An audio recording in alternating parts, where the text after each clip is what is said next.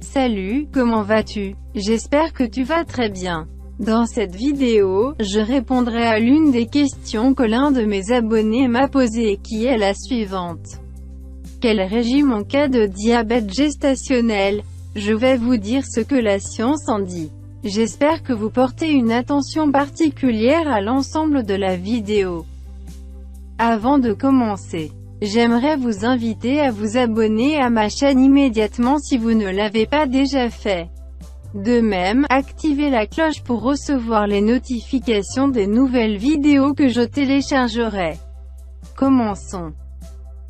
Si votre médecin vient de vous diagnostiquer un diabète gestationnel, il vous sera recommandé d'adapter votre alimentation. On parlera alors d'un rééquilibrage alimentaire, plutôt que réellement d'un régime. Quelques conseils pour vous aider à y voir plus clair. Première étape, consulter un diabétologue. Avant toute chose, il est recommandé de consulter un diabétologue.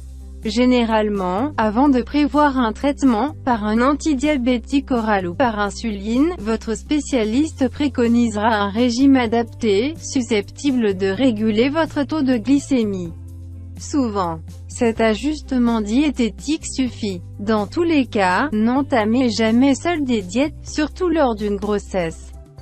Le régime prescrit sera hypoglucidique et privilégiera des aliments à faible indice glycémique. Le lecteur glycémique.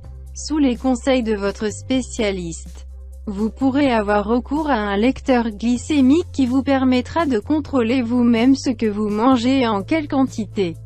Le seuil de chaque personne étant différent, vous pourrez ainsi évaluer quelle portion d'un aliment vous convient. Une autosurveillance de l'indice glycémique à jeun.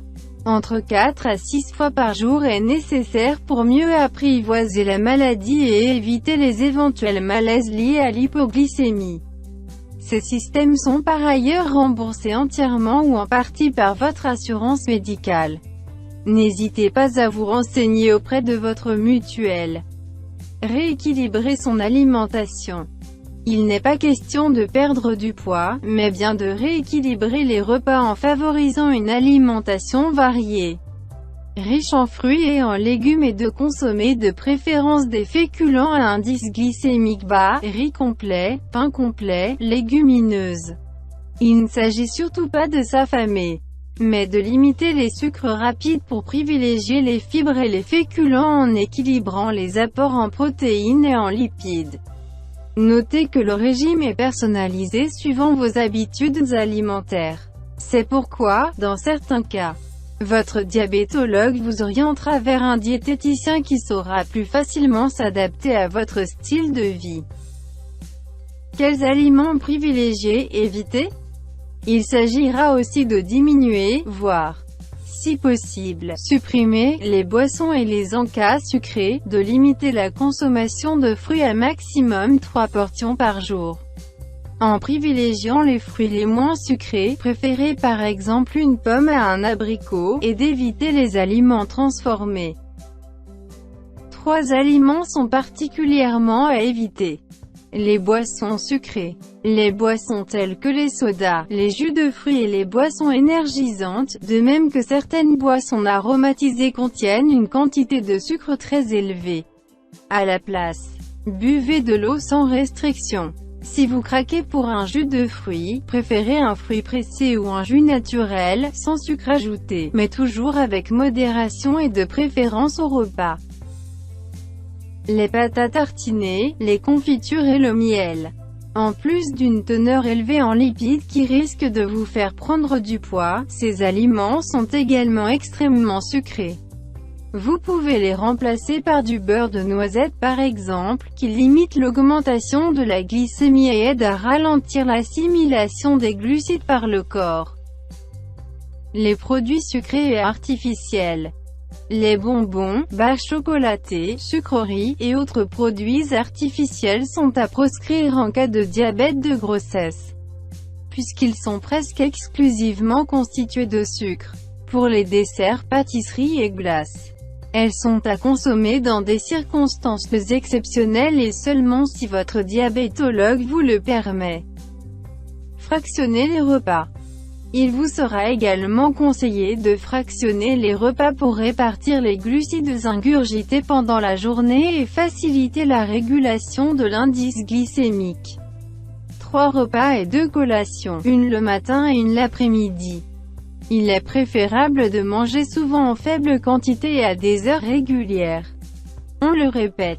Le but n'est bien évidemment pas de perdre des kilos, il n'est donc pas question de se soumettre à un régime draconien. Exemple de menu.